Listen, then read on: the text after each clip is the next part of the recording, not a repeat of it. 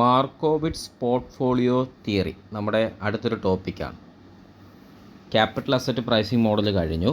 ഞാൻ അടുത്തൊരു ടോപ്പിക്കാണ് മാർക്കോവിറ്റ്സ് പോർട്ട്ഫോളിയോ തിയറി. ഇത് ഒരു modern portfolio തിയറിയാണ്.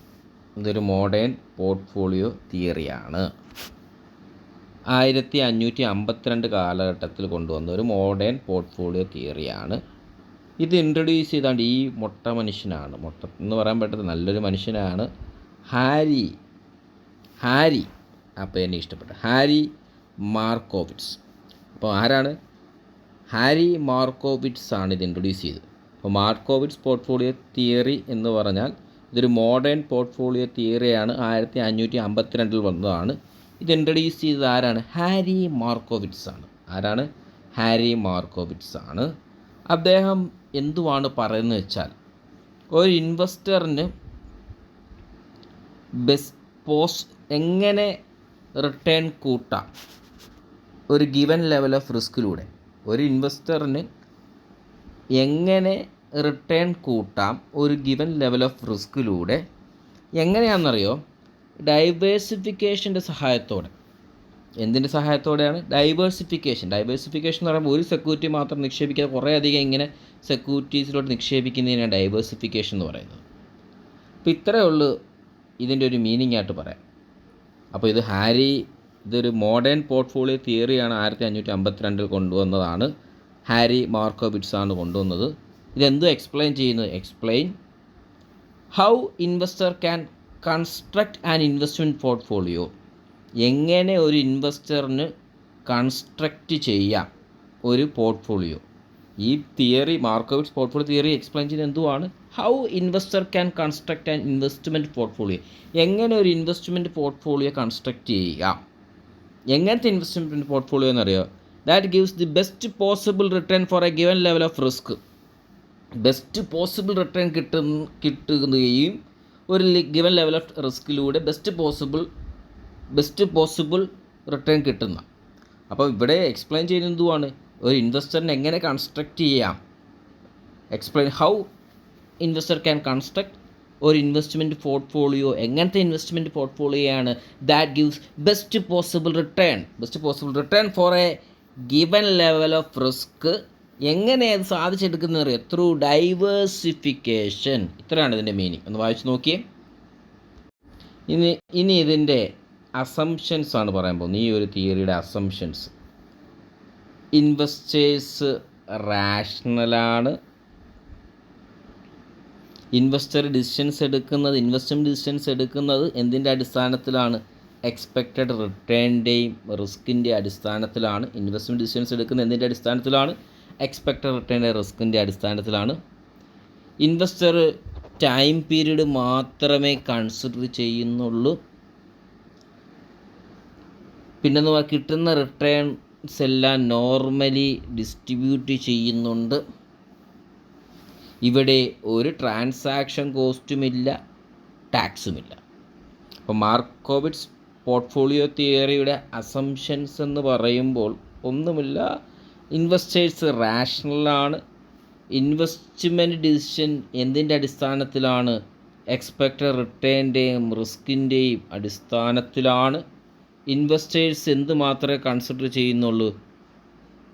Consider only one time period. ഒരു ടൈം പീരീഡ് മാത്രമേ കൺസിഡർ ചെയ്യുന്നുള്ളൂ. റിട്ടേൺ എല്ലാം നോർമലി എന്ത് ചെയ്യുന്നുണ്ട്? ഡിസ്ട്രിബ്യൂട്ട് ചെയ്യുന്നുണ്ട്. ഇവിടെ എന്തില്ല?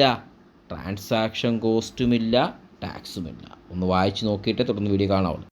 ഇനി നമ്മൾ പഠിക്കാൻ പോകുന്നത് മാർക്കോവിറ്റ്സ് പോർട്ട്ഫോളിയോ കൺസ്ട്രക്ഷൻ്റെ പ്രോസസ്സാണ്. അപ്പോൾ മാർക്കോവിറ്റ്സ് പോർട്ട്ഫോളിയോ കൺസ്ട്രക്റ്റ് ചെയ്യാൻ ഒരു പ്രോസസ്സ് അല്ലെ സ്റ്റെപ്സ് പറയുന്നുണ്ട്. എങ്ങനെയാണ് ഒരു പോർട്ട്ഫോളിയോ കൺസ്ട്രക്റ്റ് ചെയ്യേണ്ടതെന്ന് അയാളൊരു സ്റ്റെപ്സ് അല്ലെ പ്രോസസ്സ് പറയുന്നുണ്ട്. എന്തൊക്കെയാണെന്ന് നമുക്ക് നോക്കാം. അദ്ദേഹം പറയുന്നത്, അപ്പം ഹെഡിങ് പഠിച്ചോണം, മാർക്കോവിറ്റ്സ് പോർട്ട്ഫോളിയോ കൺസ്ട്രക്ഷൻ്റെ പ്രോസസ്സ് അല്ലെങ്കിൽ സ്റ്റെപ്സ്. ഒന്നാമത്തത് സെക്യൂരിറ്റി ഐഡൻറ്റിഫൈ ചെയ്യണം. ഏത് തരത്തിലുള്ള സെക്യൂരിറ്റി ആണെന്നുള്ളത് നമ്മൾ കണ്ടെത്തണം. എന്നിട്ട് അതിൻ്റെ റിട്ടേൺ കണ്ടെത്തണം. റിട്ടേൺ എസ്റ്റിമേറ്റ് ചെയ്യണം. റിസ്ക് മെഷർ ചെയ്യണം. പിന്നെന്ന് പറയുമ്പോഴത്തേക്ക് കോറിലേഷൻ കണ്ടുപിടിക്കണം. കോറിലേഷൻ എന്തോന്നൊക്കെ നിങ്ങൾക്കറിയാം. റിസ്ക്കും റിട്ടേണും തമ്മിലുള്ള കോറിലേഷൻ കണ്ടെത്തണം. അപ്പം 4 കാര്യങ്ങൾ പറഞ്ഞു. മാർക്കോവിറ്റ്സ് പോർട്ട്ഫോളിയോ കൺസ്ട്രക്ഷൻ്റെ പ്രോസസ്സാണ് അല്ലെങ്കിൽ സ്റ്റെപ്സാണ്. ഒന്നാമത് സെക്യൂരിറ്റി ഐഡൻറ്റിഫൈ ചെയ്യുക, റിട്ടേൺ എസ്റ്റിമേറ്റ് ചെയ്യുക, റിസ്ക് മെഷർ ചെയ്യുക, കോറിലേഷൻ കാൽക്കുലേറ്റ് ചെയ്യുക. കോറിലേഷൻ കാൽക്കുലേറ്റ് ചെയ്തതിനു ശേഷം ആ പോർട്ട്ഫോളിയോയുടെ, സെക്യൂരിറ്റിയുടെ അല്ല, പോർട്ട്ഫോളിയോയുടെ മൊത്തത്തിലെ റിസ്ക്കും റിട്ടേണും കാൽക്കുലേറ്റ് ചെയ്യണം. പോർട്ട്ഫോളിയോ ഫുള്ള് മൊത്തത്തിലുള്ള പോർട്ട്ഫോളിയോയുടെ റിസ്ക്കും റിട്ടേണും കാൽക്കുലേറ്റ് ചെയ്തിട്ട് നമ്മുടെ കൺസ്ട്രക്റ്റ് ചെയ്യണം. നമുക്ക് പറ്റിയൊരു ഡിഫറൻറ്റ് കോമ്പിനേഷൻ ഡിഫറൻറ്റ് റിസ്ക്കും റിട്ടേണുമുള്ള ഒരു കോമ്പിനേഷൻ നമ്മൾ കൺസ്ട്രക്റ്റ് ചെയ്യണം. അതിനെയാണ് കൺസ്ട്രക്റ്റിംഗ് ദ ഫീസിബിൾ സെറ്റ് എന്ന് പറഞ്ഞാൽ നമുക്ക് അനുയോജ്യമായ ഒരു സെറ്റ് നമ്മൾ കൺസ്ട്രക്റ്റ് ചെയ്യണം. അതിന് ശേഷം എന്ത് ചെയ്യണം എന്നറിയോ? എഫിഷ്യൻറ്റ് ഫ്രോണ്ടിയറിനെ ഐഡൻറ്റിഫൈ ചെയ്യണം.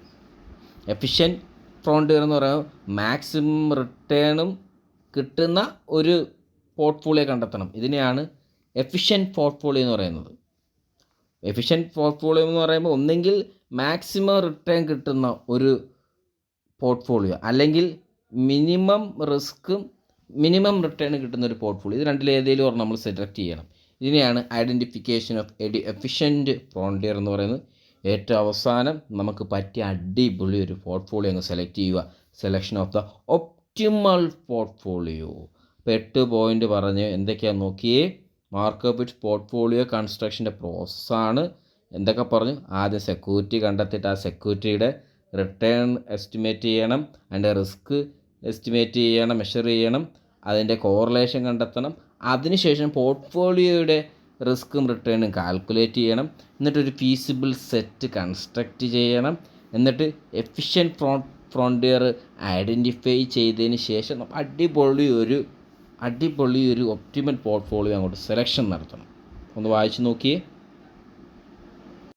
ഇനി നമ്മൾ +2 പോയി കൺസ്യൂമർ ഇക്വിലിബ്രിയം എന്ന് പഠിച്ചായിരുന്നു.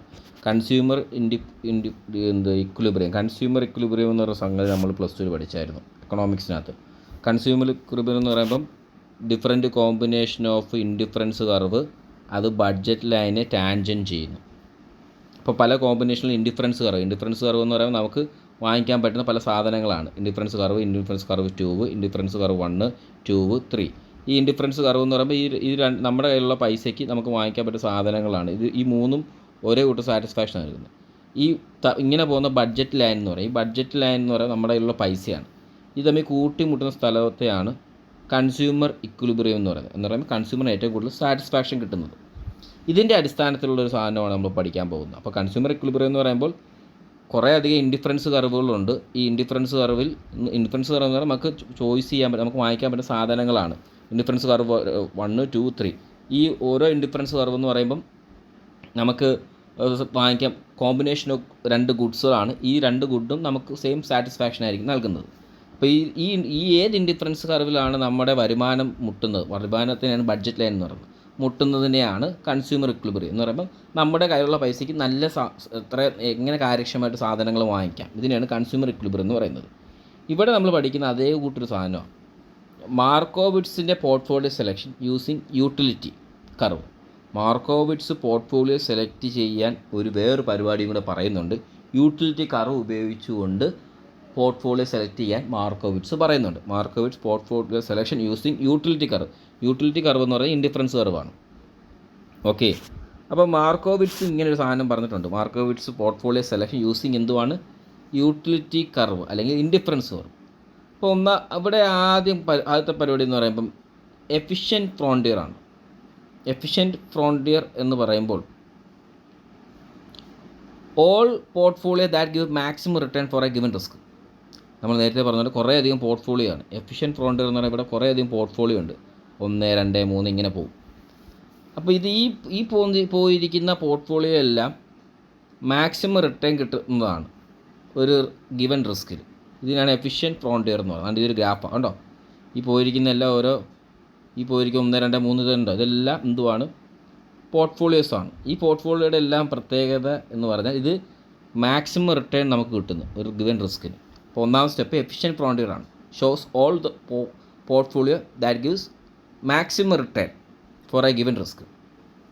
അതിനുശേഷം നമ്മുടെ എഫിഷ്യൻറ്റ് ഫ്രോണ്ടിയർ ഐഡൻറ്റിഫൈ ചെയ്ത് കഴിഞ്ഞാൽ, എഫിഷ്യൻറ്റ് ഫ്രോണ്ടിയർ ഇങ്ങനെ നോക്കി കഴിഞ്ഞ് കഴിയുമ്പോൾ അടുത്ത സ്റ്റെപ്പ് എന്ന് പറഞ്ഞാൽ ഇൻവെസ്റ്ററിൻ്റെ പ്രിഫറൻസ് നോക്കും. ഓരോ ഇൻവെസ്റ്ററിനും ഡിഫറൻ്റ് ആയിട്ടുള്ള പ്രിഫറൻസ് ആണല്ലോ. അപ്പം ഇതിനകത്ത് കുറേയധികം പോർട്ട്ഫോളിയോ ഇങ്ങനെ പോകുന്നുണ്ട്. അപ്പോൾ ആ ഇൻവെസ്റ്ററിന് ഇഷ്ടമുള്ളവരുടെ അയാൾ എന്ത് ചെയ്യും? പ്രിഫറൻസിനനുസരിച്ച് അയാൾ എന്ത് ചെയ്യും? സെലക്ട് ചെയ്യും.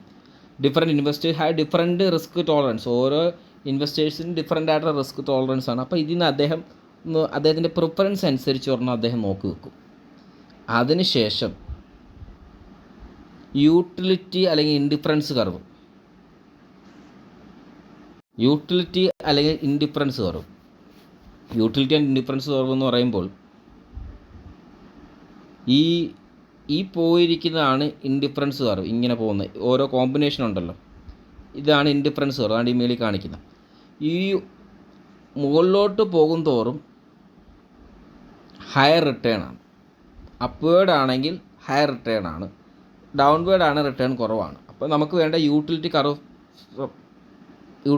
കർവ് നമ്മൾ എന്ത് ചെയ്യണം? സെലക്ട് ചെയ്യണം. Represent investor satisfaction for various combination risk and return. ഇൻവെസ്റ്ററിൻ്റെ സാറ്റിസ്ഫാക്ഷനാണ് ഇത് റെപ്രസെൻറ്റ് ചെയ്യുന്നത്, various combination risk and return. അപ്പോൾ ഇതിനകത്ത് വേരിയസ് കോമ്പിനേഷൻ ഓഫ് റിസ്ക്കും റിട്ടേണുമാണ് ഈ കാണിക്കുന്നത്. അത് അപ്വേഡ് സ്ലോപ്പിംഗ് ആണെങ്കിൽ ഹയർ റിട്ടേൺ ആണ്, ഡൗൺവേഡ് സ്ലോപ്പിംഗ് ആണെങ്കിൽ റിട്ടേൺ കുറവാണ്. അപ്പോൾ ഇതൊരു മെനക്കെട്ട ടോപ്പിക്കാണ്, ഒന്ന് പഠിച്ചു വെച്ചോണം, ചോദിക്കാൻ ചാൻസ് ഉണ്ട്. അപ്പോൾ ഒന്നും കൂടെ ഞാൻ പറഞ്ഞു തരാം. ഇത് ടോപ്പിക്കിൻ്റെ പേരാദ്യം പഠിക്കുക. മാർക്ക് ഓഫ് പോർട്ട്ഫോളിയോ സെലക്ഷൻ എന്തിൻ്റെ അടിസ്ഥാനത്തിലാണ്? ഇൻഡിഫറൻസ് കർവിൻ്റെ അടിസ്ഥാനത്തിലാണ്. ആദ്യം എഫിഷ്യൻറ്റ് പോർട്ട്ഫോളിയോ ആണ്. എഫിഷ്യൻറ്റ് പോർട്ട്ഫോളിയോ എന്ന് പറയുമ്പോൾ കുറേ പോർട്ട്ഫോളിയോസ് ആണ്, അത് മാക്സിമം റിട്ടേൺ കിട്ടും നമുക്ക് ഗിവൻ റിസ്കിൽ. പിന്നെ ഇൻവെസ്റ്ററിൻ്റെ പ്രിഫറൻസ് നോക്കും. ഓരോ ഇൻവെസ്റ്റേഴ്സിനും ഡിഫറൻ്റ് ആയിട്ടുള്ള റിസ്ക് ടോളറൻസ് ആണുള്ളത്. മൂന്നാമത്തെ പോയിൻറ്റ് യൂട്ടിലിറ്റി അല്ലെങ്കിൽ ഇൻഡിഫറൻസ് കർവ് നോക്കണം. യൂട്ടിലിറ്റി ഇൻഡിഫറൻസ് കർവ് എന്ന് പറയുമ്പോൾ എന്തുവാണ്? ഇൻവെസ്റ്റർ സാറ്റിസ്ഫാക്ഷൻ ആണ് ഇവിടെ കാണിക്കുന്നത്. ഇവിടെ വേരിയസ് കോമ്പിനേഷൻ ഓഫ് റിസ്ക്കും റിട്ടേണോ കാണിക്കുന്നത്. Various combination of risk return ആണ്. അപ്വേഡിലോട്ട് പോകും തോറും റിട്ടേൺ കൂടും, ഡൗൺവേഡ് ആകുമ്പോൾ റിട്ടേൺ കുറയും. എന്നിട്ട് ഏറ്റവും അവസാനം ഇതിൽ നിന്നും ഏറ്റവും ഒപ്റ്റിമം പോർട്ട്ഫോളിയോ, അയാളുടെ വരുമാനത്തിനനുസരിച്ചുള്ള ഏറ്റവും നല്ലൊരു പോർട്ട്ഫോളിയോ അയാൾ സെലക്ട് ചെയ്യും. എന്ന് പറയുമ്പോൾ ഒപ്റ്റിമം പോർട്ട്ഫോളിയോ എന്ന് പറയുമ്പോൾ is where the higher utility curve ഈ stand into the efficient frontier. Higher utility curve, higher utility, നമ്മൾ യൂട്ടിലിറ്റി കർവ് ഇങ്ങനെ പറഞ്ഞായിരുന്നു, ഹയർ മേളിലോട്ട് പോകും തോറും യൂട്ടിലിറ്റി കൂടുക. ആ ഹയർ യൂട്ടിലിറ്റി കർവ് എഫിഷ്യൻറ്റ് ഫ്രോണ്ടിയറുമായിട്ട് മുട്ടുന്നതാണ്. എഫിഷ്യൻറ്റ് ഫ്രോണ്ടിയർ എന്ന് പറയുമ്പോൾ നമ്മുടെ വരുമാനമാണ്. ഓക്കേ.